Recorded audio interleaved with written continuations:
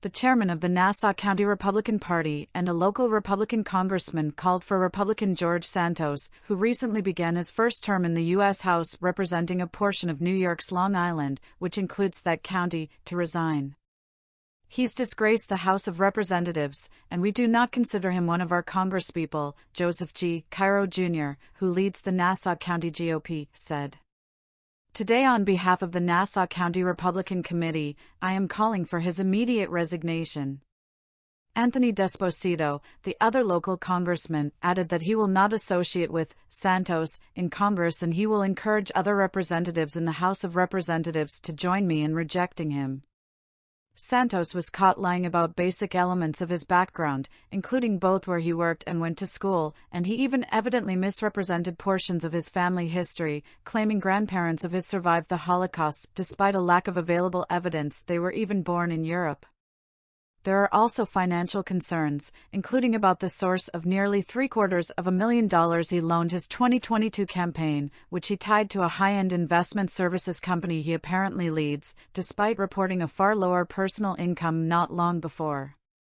The campaign loans, along with suspicions of Santos using campaign money for rent somewhere he lived and questions about the legitimacy of other claimed expenses, like dozens that were conveniently reported at $199.99, were the subject of a recent complaint to the Federal Election Commission seeking an investigation. It's at $200 when individual campaign expenses need accompanying documentation like a receipt.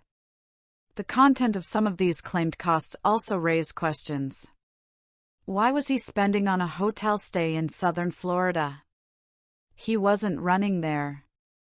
And why was he spending tens of thousands of dollars on flights for a campaign to represent a single House district, of the sort that mostly doesn't cover an overwhelmingly large area, save for somewhere like Wyoming, where the low population means the state shares a single congressperson?